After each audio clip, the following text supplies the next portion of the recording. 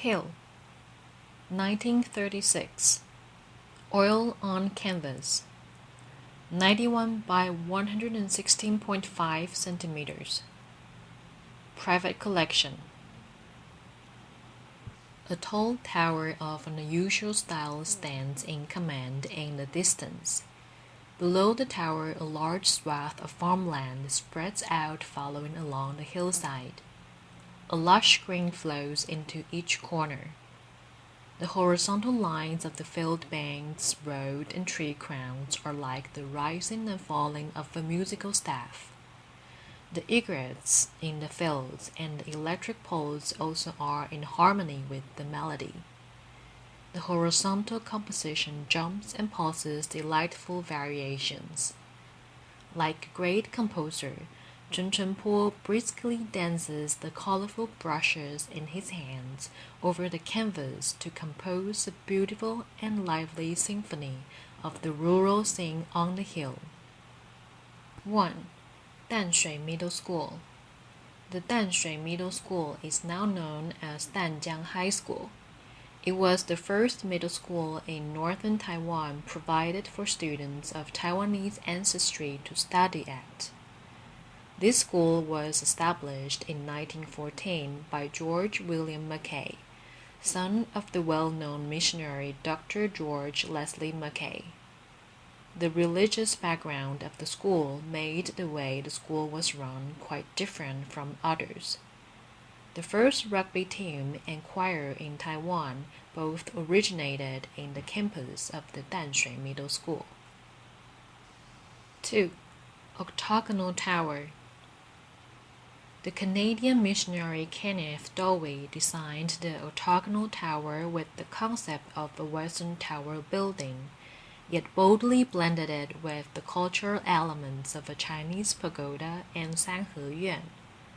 The tower was completed in 1925 and was a newly constructed school building of Danshui Middle School after funds were raised for it. The octagonal tower with its unusual style later became the most representative historical totem of the school. 3. Guard Tower. The guard tower in the castles of medieval Europe principally was developed for its defensive function.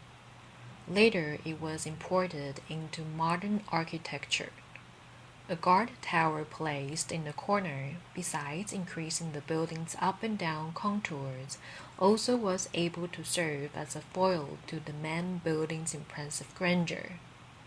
In Taiwan, a few Baroque-style buildings erected during the Japanese colonial period also display this guard tower design. 4. Electric poles. Electric poles were for Chen Chenpo a kind of artistic subject that he concentrated on and was fascinated by.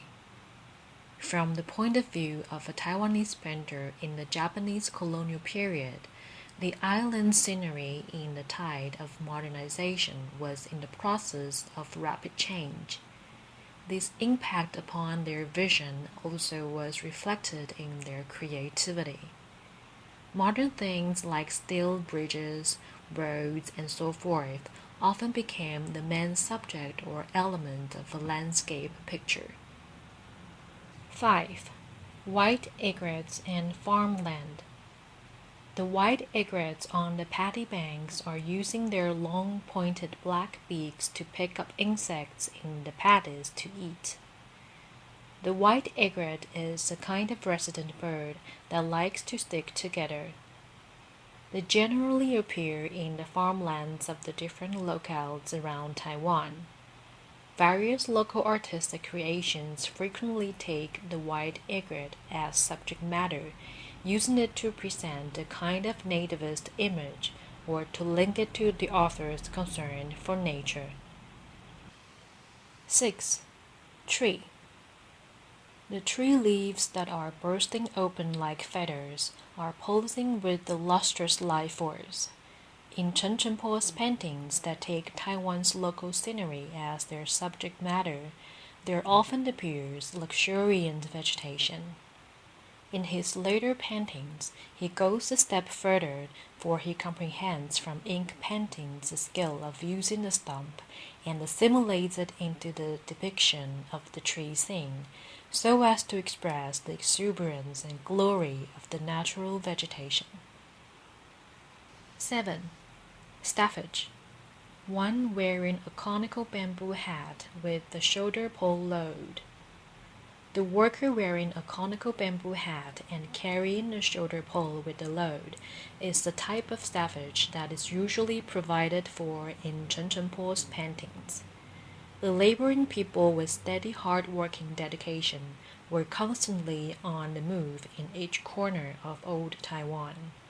Their forms, in the heart of this artist who has such a deeply native feeling, leave a very profound impression. 8. Road. Comparing the 1945 aerial photograph and the road which horizontally extends across the painting with farmland on both sides, it is likely the present-day New Life Street. Chen Chengpo's Danshui paintings usually depict a road from far to near, using it to guide a line of sight and draw out in the distance a line of perspective. However, the road in this painting intends to cut through the picture, which in terms of composition has an entirely different effect.